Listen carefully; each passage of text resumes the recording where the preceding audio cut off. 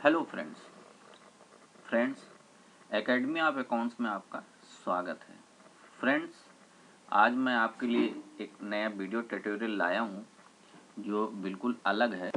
Friends, आज का जो वीडियो ट्यूटोरियल है वो ये है कि आप देख रहे होंगे स्क्रीन पर tax calculation for capital gain on property, अर्थात जो हम प्रॉपर्टी हमारे पास होती है, ज़मीन है, भवन है, और ये जो ज़मीन और भवन है, बिल्डिंग है, इनको अगर हम परचेज करके सेल करते हैं तो सेल करने पर इस पर हमको टैक्स देना होता है, क्योंकि सेल करने से इनकम होती है तो इस पर हमको टैक्स देना होता है। अब हम इस प्रॉपर्टी पर टैक्स की गणना कैसे करेंगे? हम कैसे समझेंगे कि जो हम संपत्ति बेच रहे हैं उस पर टैक्स कितना आएगा? तो दोस्तों, मैं आपको बता दूं कि संपत्ति पर गणना टैक्स की गणना करने के दो तरीके हैं, और दो तरीके ये हैं कि एक शॉर्ट टर्म कैपिटल गेन होता है, एक लॉन्ग टर्म कैपिटल गेन होता है।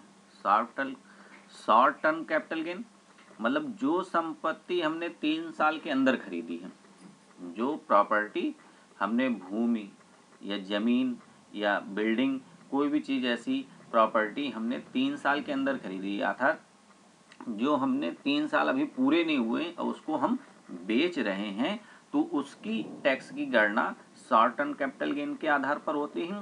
और जो संपत्ति हम खरीदते हो 3 साल से ओवर हो जाता है, 3 साल से ऊपर हो जाता है, उसको हम लॉन्ग टर्म कैपिटल गेन कहते हैं। तो दोस्तों, आप देख रहे होंगे स्क्रीन पर कि इसमें आपको दिखा रहा है शॉर्ट टर्म कैपिटल गेन, यानी जब कोई संपत्ति खरीदकर 3 साल के अंदर बेच दी जाती है तो संपत्ति पर टैक्स की गणना टैक्स देने वाले के इनकम टैक्स स्लैब जो साल होगा उसी दर पर कैपिटल गेन टैक्स लगाया जाएगा। मतलब इसका ये कि जो भी व्यक्ति अपनी संपत्ति 3 साल के अंदर बेच रहा है, उस साल उसकी टोटल इनकम कितनी है और उस इनकम पर क्या स्लैब बन रहा है, यानी 10% का स्लैब बन रहा है या 20% का स्लैब बन रहा है या 30% का स्लैब बन रहा है या स्लैब नहीं बन रहा है। मगर अगर स्लैब नहीं भी बन रहा, वो टैक्स के दायरे में नहीं भी आता है, तो भी वो अगर अपनी संपत्ति बेचता है 3 साल के अंदर तो उसको टैक्स अदा करना पड़ेगा। अब दोस्तों, मैं आपको बताता हूं कि लॉन्ग टर्म कैपिटल गेन, यानी लॉन्ग टर्म कैपिटल गेन क्या है और इसको कैसे निकाला जाता है। दोस्तों, जब 3 साल के ऊपर यानी 3 साल से अधिक समय हो जाता है, वो कोई संपत्ति हम बेचते हैं, अपना कोई भवन, बिल्डिंग, जमीन बेचते हैं, तो उस पर सरकार को 20% की दर से टैक्स देना पड़ता है। लेकिन इस टैक्स को निकालने के लिए 20% निकलेगा कैसे?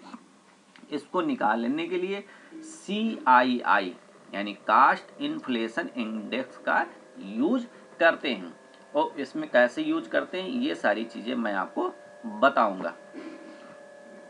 तो दोस्तों, सबसे पहले तो हम एक उदाहरण लेंगे, एग्जाम्पल लेंगे, तब हम आपको बताएंगे एग्जाम्पल से कि पूरी तरह से आपको समझ में आ जाएगा कि वास्तव में कैसे निकाला जाता है। तो दोस्तों, आपकी स्क्रीन आप देख रहे होंगे, स्क्रीन पर एक एग्जाम्पल आ रहा है। एग्जाम्पल है कि मान लेते हैं कि राम ने 2008 में एक ज़मीन खरीदी जिसकी वैल्यू कितनी थी, 1,50,000 रुपये। उस संपत्ति को 2016-17 के फाइनेंशियल ईयर में 15 लाख रुपए में बेच दिया। इस प्रकार इस संपत्ति पर कितना टैक्स देना होगा? तो दोस्तों, आप देख रहे होंगे 2008 और 2016-17 यानी लगभग 8 साल हो गए, यानी 3 साल से अधिक समय, तो इस पर लॉन्ग टर्म कैपिटल गेन लगेगा। अब इसके लिए सबसे पहले CII रेट निकालना पड़ेगा। तो CII रेट का इंडेक्स रेट फार्मूला है।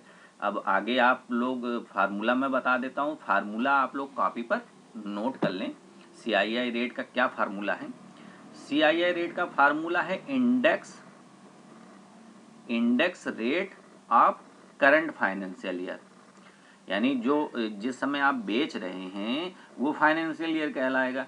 तो उस फाइनेंशियल ईयर का इंडेक्स रेट क्या है, उसको लिखना है और upon index rate of purchase of assets financial year, यानी जब आपने असेट्स खरीदा था उस फाइनेंशियल ईयर का रेट क्या था, ये आप नोट कर लीजिए। अब फ्रेंड्स देख रहे होंगे ये इंडेक्स चार्ट आ गया। मैंने जैसा आपको बताया कि अब आप देख रहे होंगे यहाँ पर 1981-82 फाइनेंशियल ईयर रेट क्या था 100।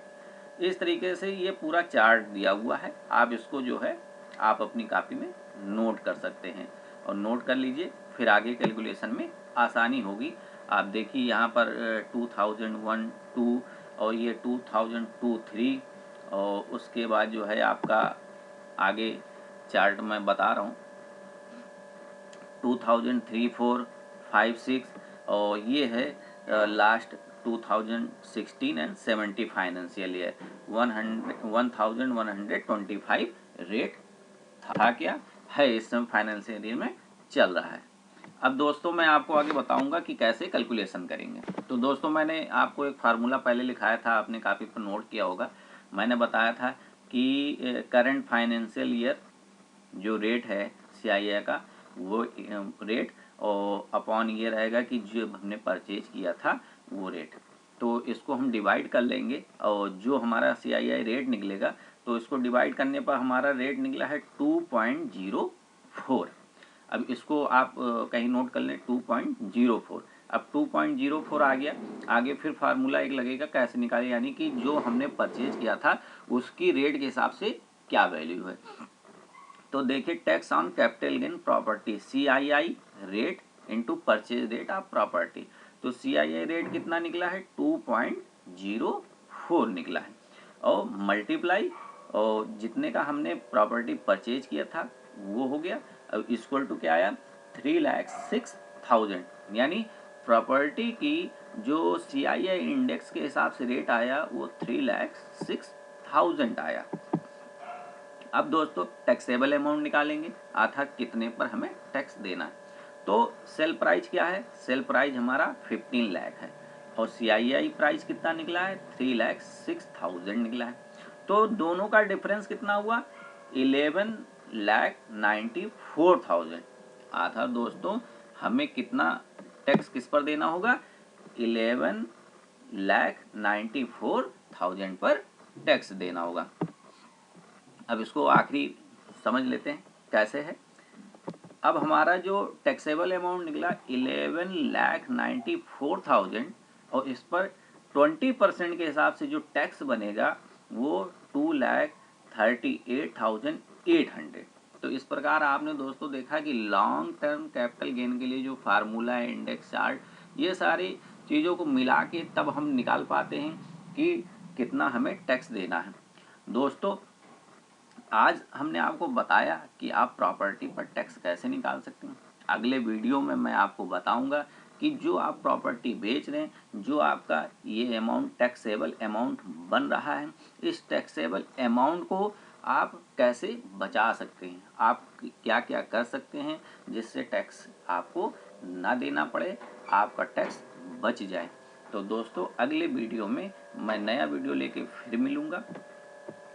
अगर आपको मेरा वीडियो अच्छा लगा हो और इससे रिलेटेड अकाउंट से रिलेटेड टैक्स से रिलेटेड आपको और जानकारी चाहिए तो आप मेरे कमेंट बॉक्स में कमेंट कर सकते हैं, मुझसे कांटेक्ट कर सकते हैं। दोस्तों आप मेरे चैनल को अगर सब्सक्राइब नहीं किए हों तो मेरे चैनल को प्लीज़ सब्सक्राइब करें, जिससे आपको नए नए वीडियोस की जानकारी मिलती रहे। मेरे पिछले वीडियो और भी हैं जो आप देख सकते हैं, अकाउंट से रिलेटेड भी वीडियो हैं, देख सकते हैं। तो दोस्तों आज के इतना ही, फिर मिलेंगे। Thank you.